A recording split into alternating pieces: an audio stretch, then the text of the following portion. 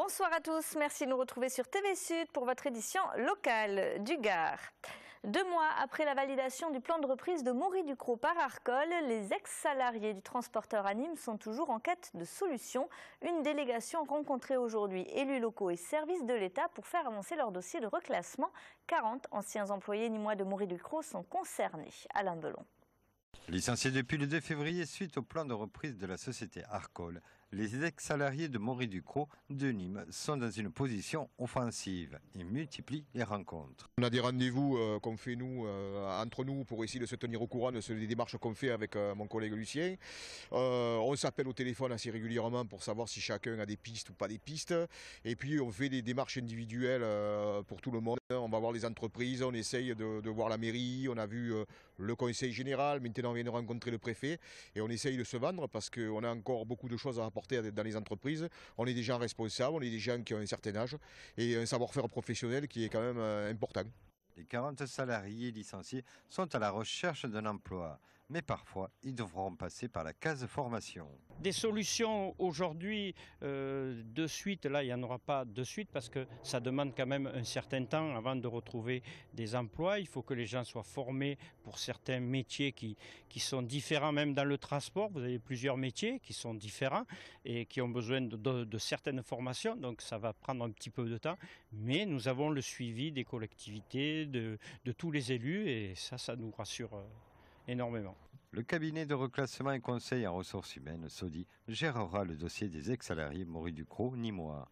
Une situation que vit actuellement plus de 2500 personnes en France, après la fermeture de 46 sites de l'entreprise Mory-Ducrot.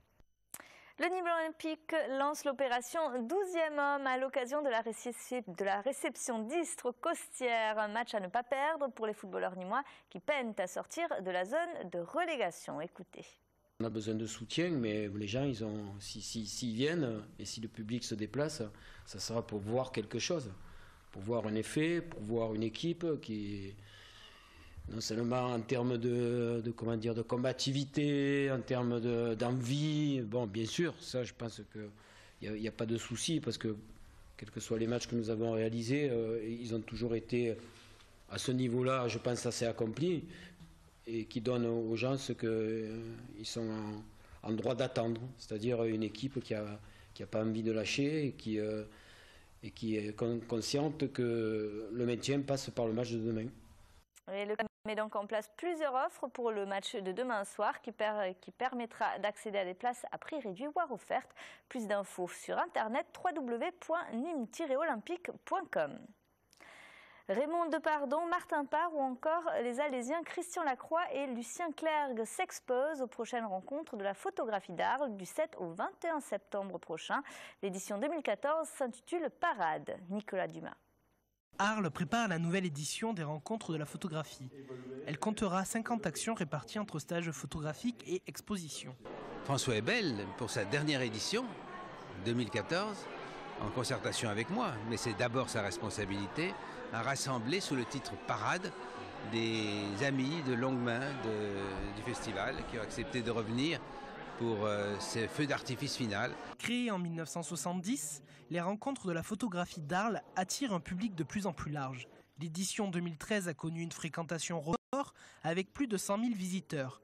Les rencontres espèrent bien réitérer cet exploit avec des photographies inédites. Je pense que personne ne manquera à la rétrospective de David Bailey parce qu'on n'a jamais vu ses photos depuis 30 ans. Tout le monde ira voir ce que Martin Parr propose parce qu'on aime ses facéties. Enfin, de Raymond Depardon est adoré des Français, donc je crois que son travail sera visité.